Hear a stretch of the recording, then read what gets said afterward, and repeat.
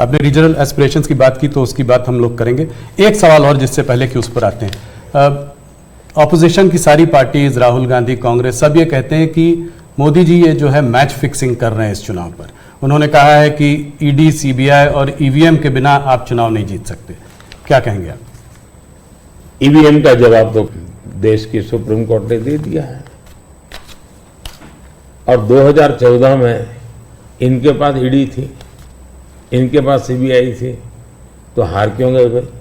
मेरे home minister तक को जेल में डाल दिया था, तो हार क्यों गए वो? अगर ईडी सीबीआई से चुनाव जीते जाते तो ईडी सीबीआई का काम तो इतने सालों तक कांग्रेस ने किया है, वो जीत जाते हैं जी।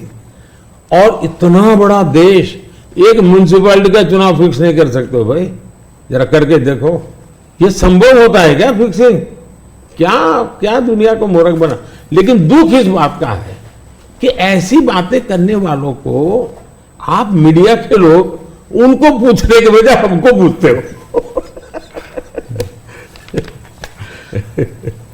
मोदी जी थोड़ा सा, लेकिन इसमें एक बात चौकस है जी, मैं मानता हूं पिछले कई दिनों से इंडिया अलायंस के लोग इतने निराश हो चुके, इतने निराश हो चुके हैं कि अभी उनको बहाने ढूंढना बहुत जरूरी बन गया है, क्योंकि पराजय के बाद भी लोगों के सामने जाने के लिए उनको इसलिए मैं समझता हूं शायद वो अभी से ये सारे तर्क ढूंढ रहे हैं कि पराजय के तर्क क्या होंगे, शायद उसी की उनकी इंटरनल एक्सरसाइज है ये।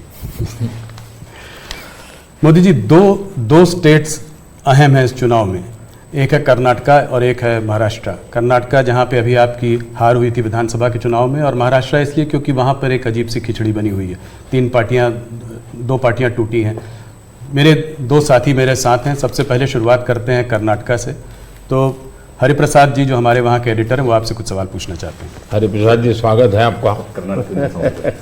ಕರ್ನಾಟಕದಲ್ಲಿ ನೇಹಾ ಹಿರೇಮಠ್ ಮರ್ಡರ್ ಕೇಸ್ ಬಹಳ ಚರ್ಚೆ ಆಗ್ತಾ ಇದೆ.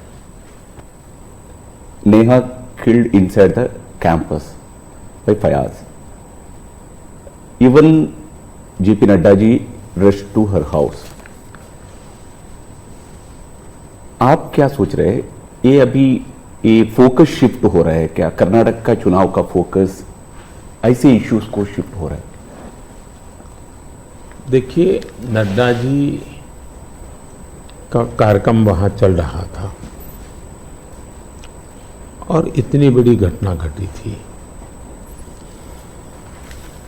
और ऐसी चीजों में हमें वो किस दल के थे, वो कांग्रेस के थे, उसकी बेटी की हत्या हो गई तो हमारा क्या, ये हमारे संस्कार नहीं है, न ही हमारी सोच है, और एक मानवीय संवेदना का विषय है। और मैं मानता हूं कि अच्छा हुआ अध्यक्ष जी ने इतनी चुनाव की आपाधापी में भी उनके सांत्वना देने का प्रयास किया है। ये पूरी तरह मानवीय व्यवहार है। मैं भी अब मैं बताता हूं कि शायद कौन सा चुनाव है मुझे याद नहीं है, लेकिन राहुल जी का कहीं पर हवाई जहाज में कुछ गड़बड़ हुआ तो मुझे पता चला, तो मैंने तुरंत उनको फ़ोन किया। मैंने कहा भाई आपको कुछ दिक्कत हुई है, क्या हुआ है? ये हमारा कर्तव्य बनता है। मैं गुजरात का मुख्यमंत्री था और दमन में मैडम सोनिया जी, फिर हमारे अहमद पटेल साहब, वो सारे लोग, उनका हेलीकॉप्टर एकदम से क्रैश कर गया। मुझे पता चला, मैंने तुरंत फ़ोन किया। मैंने कहा मैं यहाँ से आपको एयर एम्बुलेंस भेजता हूँ।